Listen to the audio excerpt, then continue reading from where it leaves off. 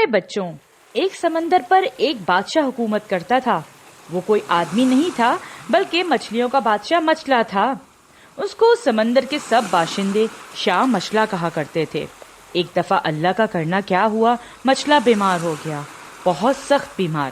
حکیم، ڈاکٹر سب کو دکھا ڈالا مگر وہ اچھا ہونا تھا نہ ہوا۔ سب مچھلیاں پریشان تھیں، آپس میں بیٹھی باتیں کرتی رہتی تھیں اور بادشاہ کی اس طویل بیماری کا ذکر ہو رہا تھا۔ ادھر سے کچھوے خاں کا گزر ہوا۔ کچھوے خاں تو ہیں ہی ڈینگے مارنے میں طاق، وہاں بیٹھ کر بھی گپے مارنے لگے۔ بولے، بادشاہ سلامت کا علاج تو صرف میں ہی کر سکتا ہوں اور کسی کے بس کے بات نہیں۔ اب کیا تھا، اڑتے اڑتے یہ شاہ مچلا کے کانوں میں بات پہنچی۔ وہ تو تھا ہی پریشان، ڈوبتے کو کیا چاہیے، تنکے کا سہارا۔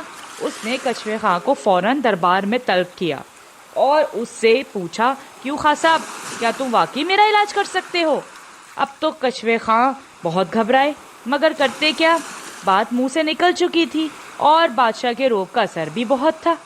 بات کو نبھانا، حضور علاج ہونے میں تو کچھ دیر نہ لگے گی مگر دوا کے لیے ایک زندہ خرگوش کی آنکھ چاہیے۔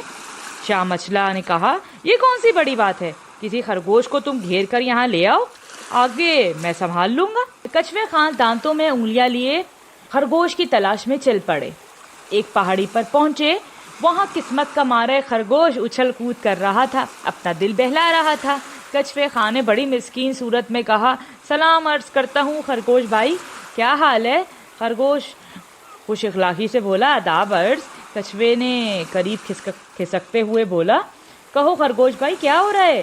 ہو کیا رہا ہے؟ دل گھبرا رہا تھا، ذرا تفریح کے لیے یہاں چلا آیا۔ تفریح؟ یہاں کیا تفریح ہوگی، یہ بھی کوئی جگہ ہے؟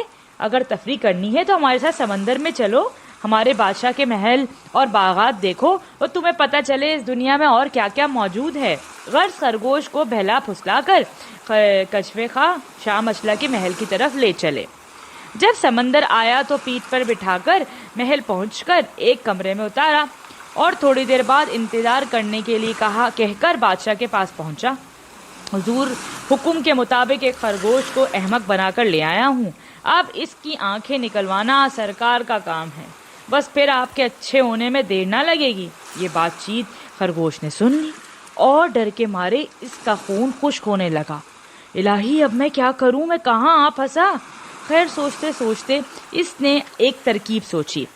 جب کچھوے خاں واپس آیا تو خرگوش نے اس سے کہا، کچھوے بھائی، آپ کا بہت بہت شکریہ، آپ نے مجھے اتنی اچھی جگہ کی سیر کرائی، عمدہ عمدہ چیزیں کھلائیں، مگر مجھے افسوس ہے کہ میں جلدی میں اپنی اصلی آنکھیں لانا بھول گیا ہوں، اور یہ شیشے کی آنکھیں ہیں جن سے مجھے کچھ اچھی طرح دکھائی تو نہیں دے رہا، اب نہ وہ لطف آ رہا ہے جو اصلی قدرتی آنکھوں سے آتا ہے۔ میری اصلی آنکھیں بہت حفاظت سے گھر میں رکھی ہوئی ہیں، ان سے یہ چیزیں دیکھوں گا تو اور بھی لطف آئے گا، مگر کیا؟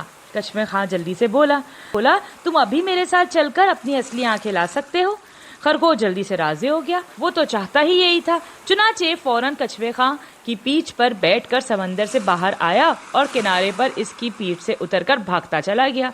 تھک ہار کر کچھوے خاں گردن جھکائے، منہ لٹکائے شاہ مچلا کی خدمت میں حاضر ہو کر سارا قصہ سنایا، مگر بادشاہ کو اس کی بات پر یقین نہ آیا۔ وہ سمجھ گیا یہ بہانہ کر رہا ہے۔ اس نے کہا، تم جھوٹ بولتے ہو، یہ سب تمہاری حرکت ہے، تم میرے علاج کر کے مجھے اچھا کرنا نہیں چاہتے تاکہ میرے مرنے کے بعد میرے تخت پر قبضہ کر لو اور ٹھاٹھ سے حکومت کرو، لہٰذا ماں بدولت سازش کے الزام میں تمہیں سزائے موت دیتے ہیں۔ جلاد نے حکم سنتے ہی کچھوے خاں کا سر تن سے جدا کر دیا۔ سمندر کے باشندے آپس میں بیٹھے کانا پوسی کرنے رہے تھے کہ بے فائدہ باتیں کرنے کا یہی انجام ہوتا ہے۔ نہ کچھوے خاں بڑھ چڑھ کر باتیں بناتا اور نہ آج اس کو یہ دن دیکھنا پڑتا۔